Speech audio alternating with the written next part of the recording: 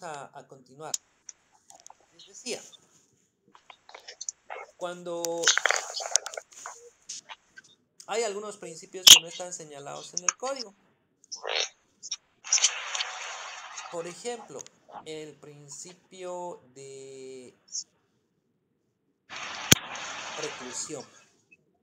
El principio de preclusión, chicos, es uno de los principios más importantes para cualquier cuerpo normativo procesal, sea derecho procesal laboral, derecho procesal familiar, derecho procesal constitucional, cualquiera de ellos. Eso quiere decir que es prácticamente establecido como el principio rector. Estamos hablando de la consumación de actos procesales, los cuales no se pueden retrotraer en ningún momento a un estado anterior. Y si ustedes buscan en el artículo 1 de su Código Procesal Civil, no van a encontrar por ningún lado el principio de preclusión. Raro. Pero si lo buscan, por ejemplo, en el Código de las Familias y el Proceso Familiar en el artículo 220, ahí sí lo van a pillar, ¿no? Entonces, por eso les digo, los principios están bajo un sistema de números apertus, no están en un sistema de números clausus, los derechos reales. Ok, seguimos. Criticidad. Bueno, dice que los principios son para poder resolver obscuridades, contradicciones, es decir, están ahí para solucionar, ¿no?, los vacíos jurídicos que puedan presentarse en la cuestión de justicia.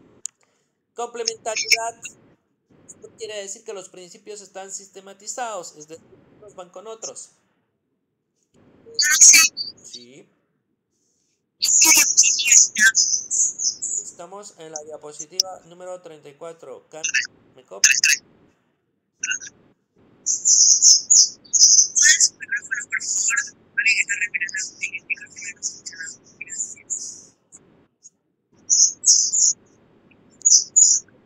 Voy a buscar ya todos y no lo encuentro.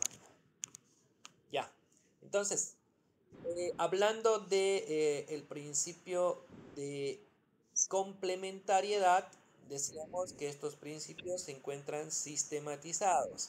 Por ejemplo, el de inmediación se relaciona con el de oralidad, con el de dirección, y procesal, o sea que prácticamente los principios van entrelazados y sistematizados, acompañándose y ayudándose unos a otros.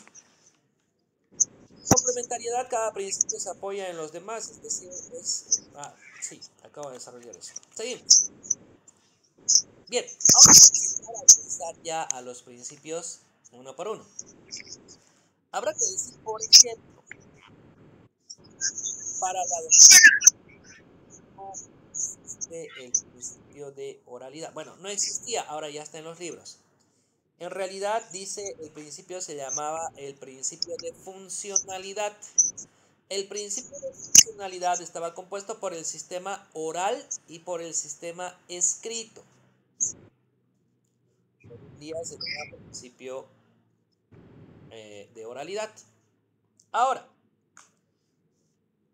todavía recuerdo yo el primer curso de socialización del nuevo Código Procesal Civil, dado un 24 de noviembre del año 2013, donde uno de los codificadores, el doctor Andrés Valdivia Calderón de la Barca, sostiene y dice: para aquellos colegas que creen que el nuevo Código Procesal Civil es completamente oral, pues se equivocan, porque en realidad estamos ante un sistema mixto. Es un sistema mixto denominado procesos por audiencia. Lo que quiere decir que no podemos hablar nosotros sobre la concepción de un proceso netamente oral. ¿Y por qué no puede existir un proceso completamente oral? Porque hay actos jurídicos tan importantes que estos tienen que necesariamente constar en papel, ¿no? Actos jurídicos como la demanda, la contestación, la reconvención, el tratamiento de excepciones, la sentencia final que va a poner fin a la controversia, ¿no es cierto? Entonces, eso tiene que constar pues en algún lado para que el proceso no se vuelva a repetir. porque no se olviden que José José lo dice en sus canciones, las palabras se las lleva el viento, los escritos quedan, ¿no? Bien, entonces, ¿dónde vemos el principio de oralidad o funcionalidad o proceso por audiencia? Las distintas audiencias que componen hoy al proceso civil. En un proceso ordinario tenemos tres audiencias: preliminar, complementaria, lectura completa de sentencia. En un proceso extraordinario tenemos una sola audiencia. En los procesos de estructura monitoria no hay audiencias, pero si plantean excepción hay una audiencia. En cualquier proceso, si plantean un incidente y hay la necesidad de producir prueba, pues también va a haber audiencia. Por eso Andrés Valdivia prefiere decir que son procesos por audiencia. Esto de que las audiencias o los procesos tengan esas audiencias que lo componen, pues se dice pues, que va a coadyuvar a mejorar la administración de justicia, toda vez que el juez va a tener ahí una mejor percepción de los hechos, ¿no? Y va a tener, contribuye pues, a otros principios de celeridad, mediación y demás. Bien. Vamos a la diapositiva número 36. Tenemos ahí el principio de inmediación.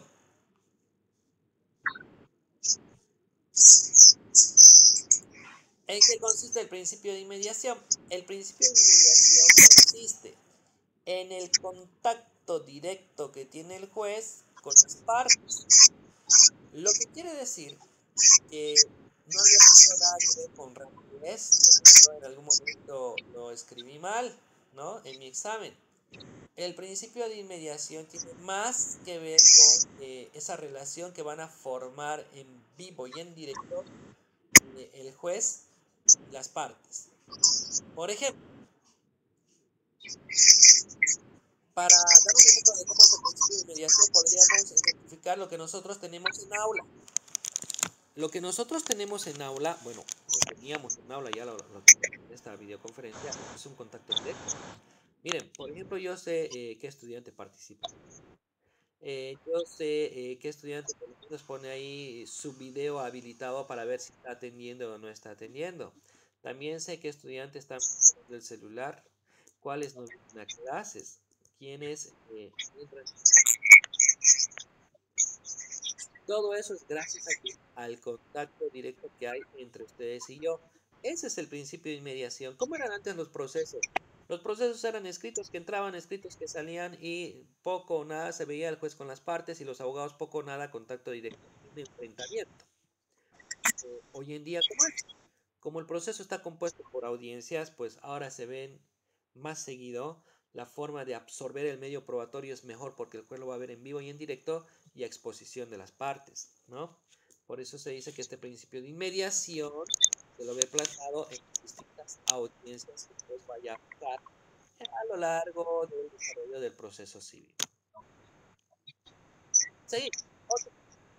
Tenemos el principio de dirección. Alguien, por favor, que nos colabore con la lectura del artículo 97 del Código Procesal Civil.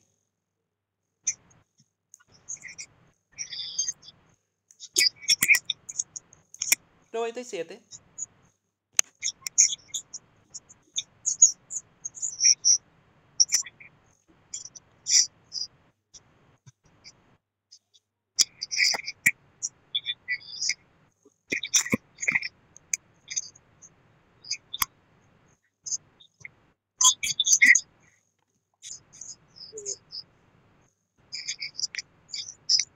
Ay, perdón. 96.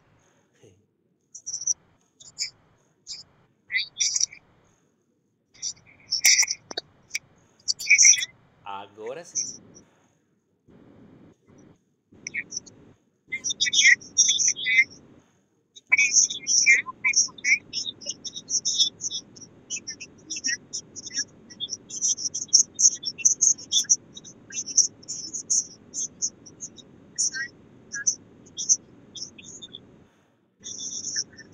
Muy bien. Para que se vayan familiarizando un poquito, vamos a ver, por ejemplo, de que ahí se está hablando de una nulidad específica. ¿Qué es una nulidad específica? Es aquella donde el código dice, si no haces esto va a ser sancionado con nulidad. Entonces, fíjense ustedes, estamos hablando del principio de dirección. Esto quiere decir que el juez, bajo ningún precepto, puede delegar su función de dirección del proceso a otra persona. Porque si, por ejemplo, va a decir, estoy con mucho trabajo, secretario, anda vos y hace la audiencia, se supone que eso va a viciar el proceso. Y es más, va a ser sancionado con nulidad. El acto procesal va a ser ineficaz, quiere decir eso, ¿no?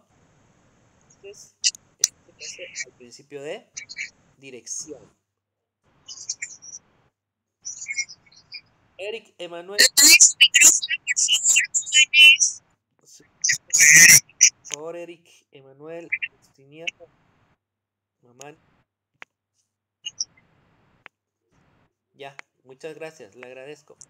Ok, seguimos. Vamos a la siguiente diapositiva. La diapositiva número 38. El principio de disposición.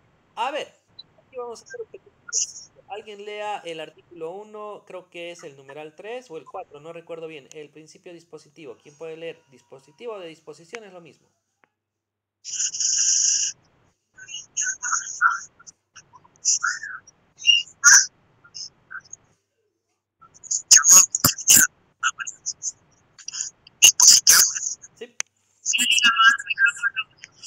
Proceso se construye en función al poder de disposición de la pretensión de los sujetos implicados en la tutela jurisdiccional.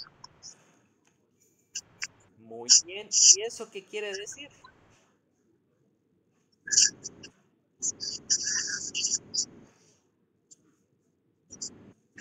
Fíjense que supuestamente nuestras normas bolivianas están redactadas en un idioma sencillo para que Juan Pueblo las pueda comprender.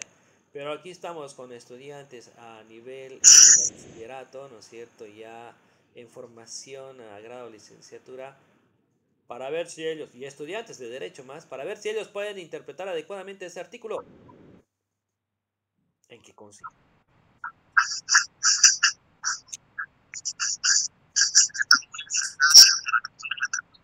Yeah. Qué sobradores que son. Ya. Entonces, esto quiere decir que esto es a voluntad de la parte. Si yo quiero, demando. ¿Ok? Digamos que he sido yo demandado. Si yo quiero, contesto. Si yo quiero, no contesto. Si yo quiero, reconvengo. Si yo quiero, impugno. Si yo quiero objeto. Si quiero, no objeto. Si quiero, impugno. Si quiero, proceso. Es decir, yo como parte soy dueña del proceso. Hablando de proceso. Por eso se habla ahí del principio inquisitivo. Este ha venido a reemplazar el anterior sistema que era el régimen inquisitivo, donde el juez era juez y parte, ¿no? En cambio, hoy en día, el principio dispositivo consiste en que tú puedas hacer uso de tus facultades procesales o no. Es depende de vos. Por eso es si yo quiero, impugno. Por eso, si yo quiero, demando. Si yo quiero, contesto. Si yo quiero, produzco este medio probatorio, este y este no. Es depende de mí. Bien, ahí en la diapositiva vamos a encontrar, por ejemplo, el fenómeno de la responsabilidad de dar inicio al proceso. Si yo voy a empezar una demanda, pues tengo la responsabilidad, por un lado, de dar impulso procesal. Por eso tenemos ahí un subtítulo de iniciación del proceso. Los únicos que pueden iniciar un proceso civil son las partes, no el juez. Por eso dice nemo iudex in actore. No hay proceso sin actor. Por otro lado, también se dice procedati iudex ex officio. El juez no puede iniciar un proceso de oficio, ¿no? El impulso procesal tiene que ver con la responsabilidad de que, bueno, yo he decidido presentar un proceso judicial, ahora ¿qué tengo que hacer? Tengo que dar seguimiento. ¿Qué quiere decir eso? Eso quiere decir pues que yo tengo que ir a ver si está avanzando, no está avanzando, gestionar las fotocopias, legalizaciones o cualquier otra necesidad que yo tenga con la finalidad de que el proceso avance. Seguimos. Habla sobre la disponibilidad de un derecho verdaderamente material. ¿Qué quiere decir eso? Por ejemplo, digamos que Fabiola Cuellar me va a presentar un proceso de usucapión contra mi persona por uno de los terrenos que es mío. Fabiola Cuellar está en posesión de ese terreno hace 15 años, ¿no?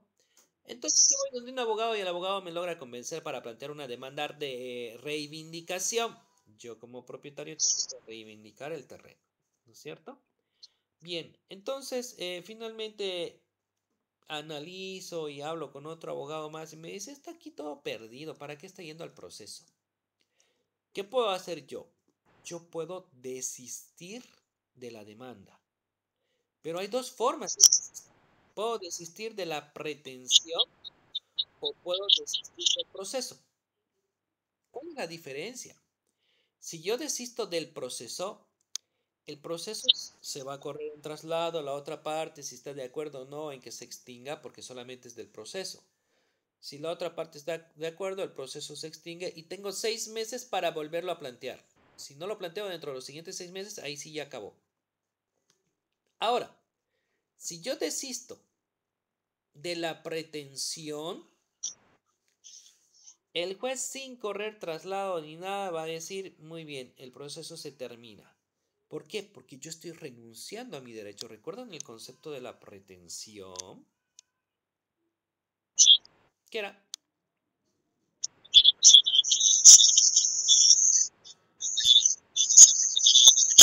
Eso, ¿no?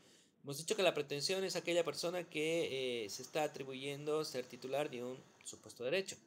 Entonces, si él se va a estar autoatribuyendo y va a decir, no, no, este derecho ya no es mío, ese es un desistimiento de la pretensión.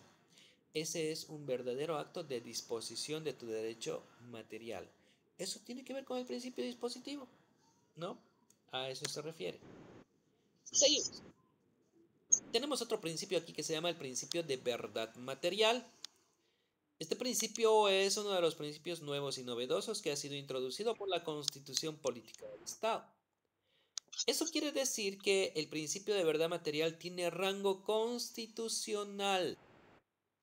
Esto sirve bastante. ¿Ah? Lo que ocurre es que a veces los principios pueden colisionar con otros principios, porque fíjense lo que acabamos de decir.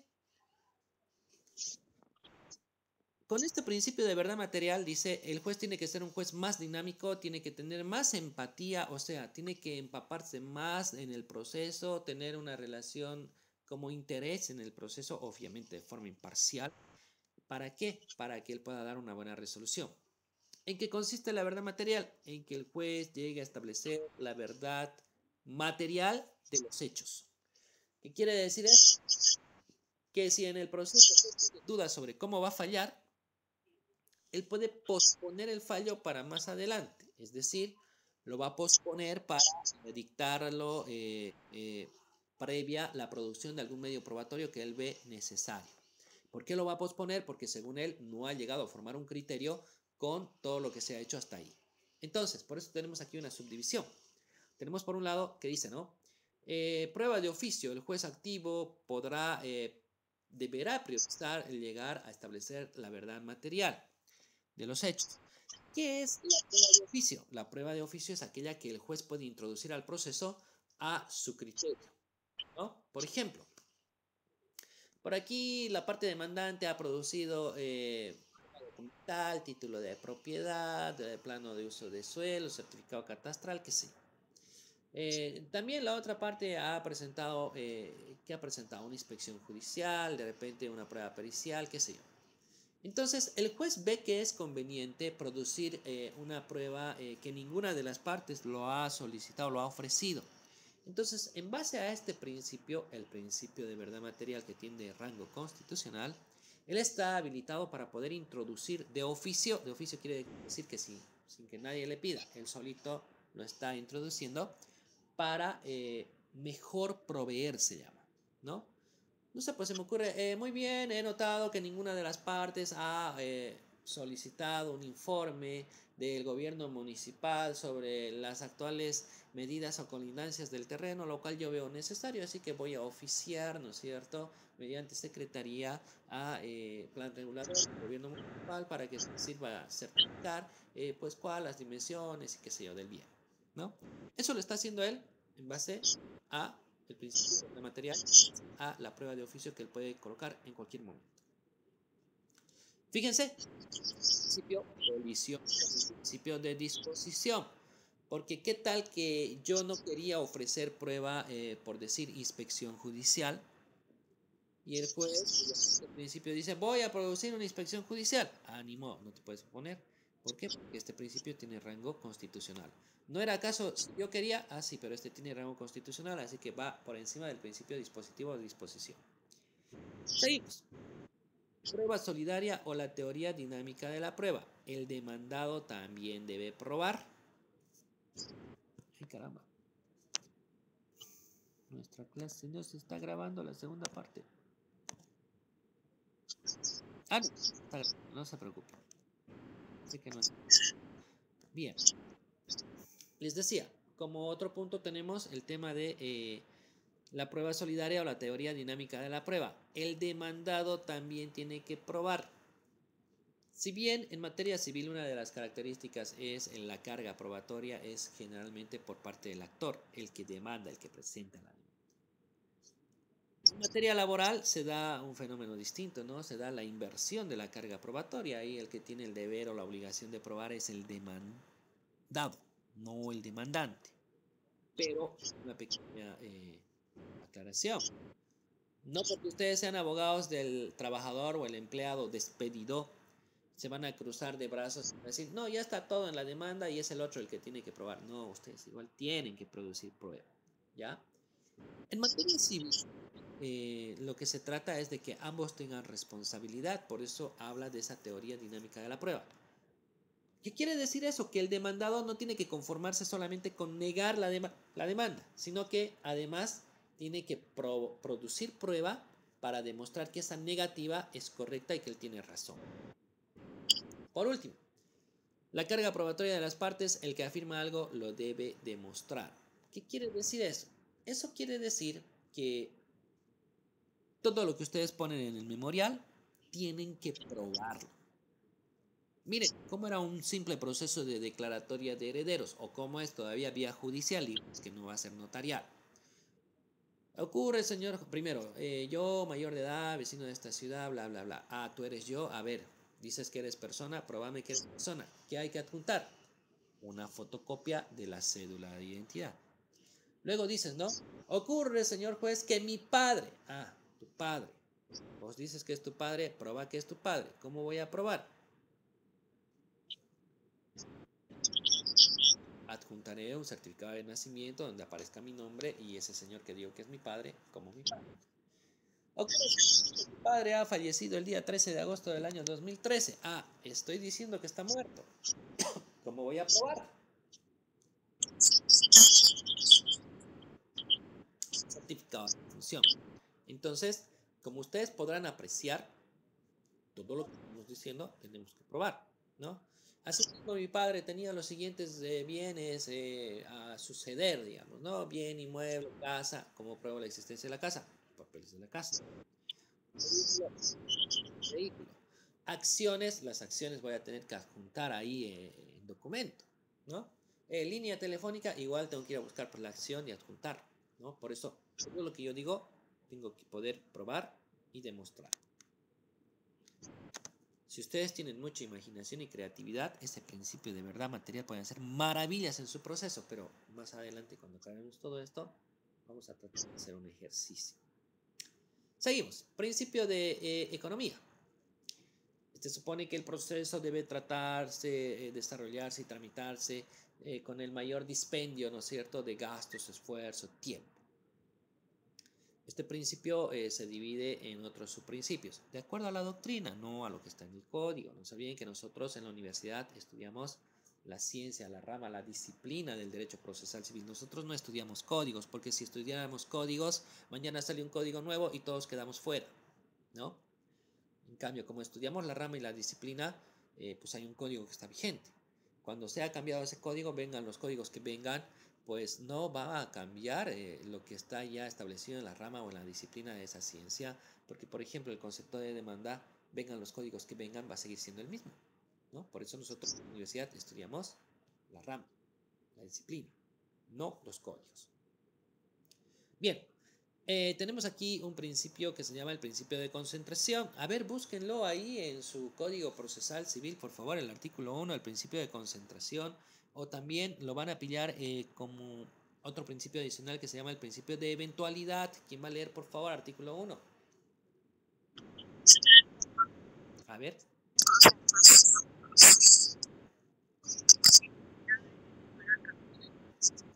Ya, lean por favor uno cada uno.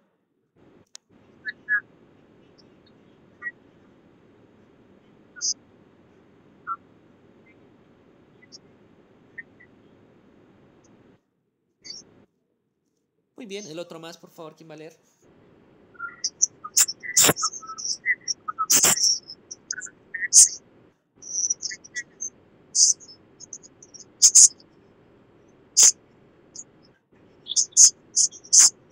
Ok, perfecto, chicos.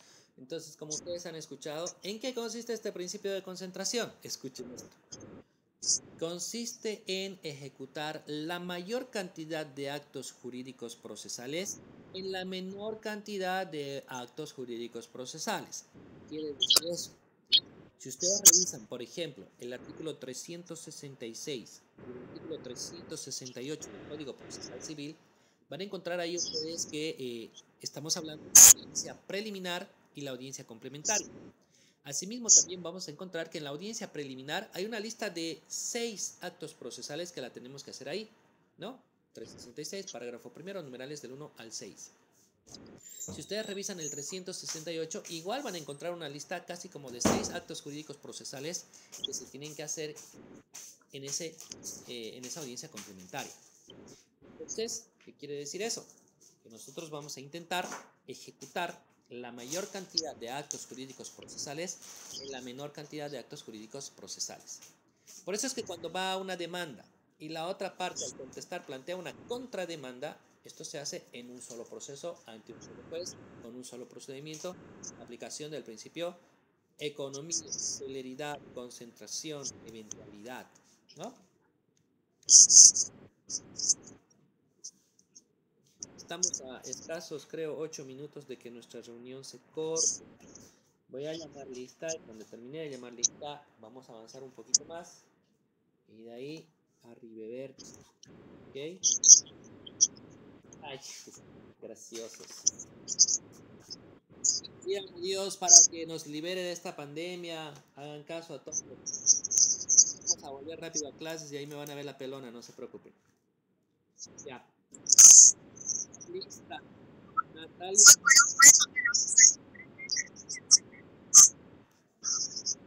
Natalia Álvarez.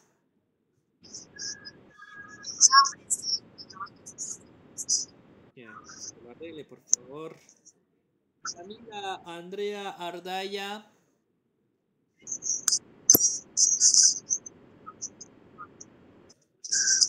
Camila Andrea Ardaya. Carlos Enrique Barroso. Jessica Calle. Lisbeth Cerezo.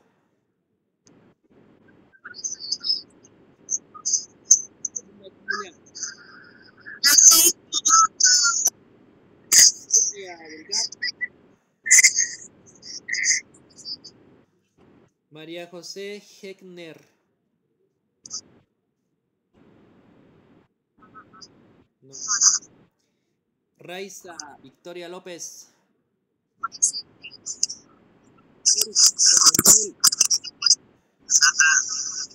María José Medrano.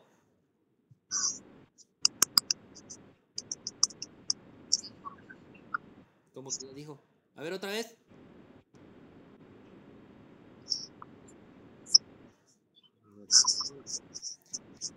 Leila Menacho.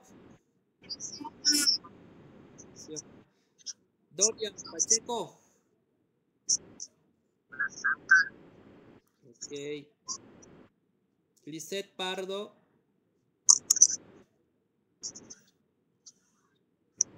Lisette Pardo. Te presento, vuelva de comer seguro. Wendy María Quispe. Después de un ratito contesten. Denise Calvis. José Rocha, perdón, Roca.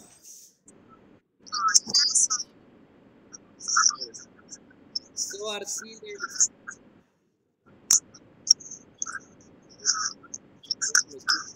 Me falta. Elvira Flores. Juan Marcelo Rocha.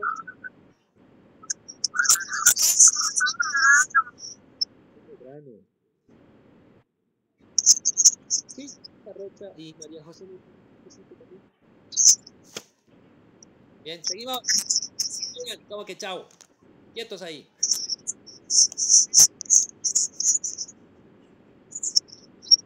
Sí. Señor. Y de cada con su documento ni a mi oficina puedo ir, todo el mundo está encerrado.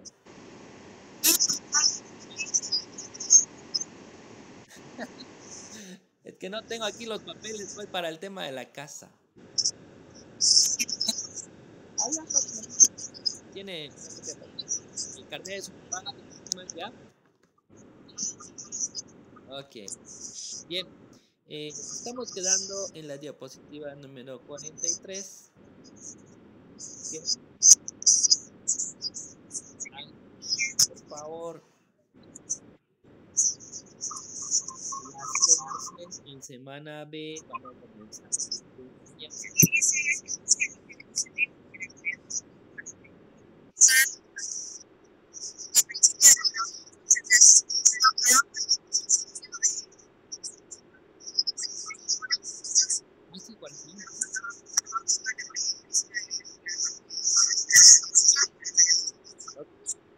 El principio está consagrado en la Constitución Política del Estado en el artículo 180, parágrafo primero. Es una obligación del Estado el administrar justicia de forma gratuita. Bueno, ya estamos en pero no pagamos de forma directa pues, el salario del juez, de los secretarios, auxiliares, la energía eléctrica, las muchísimas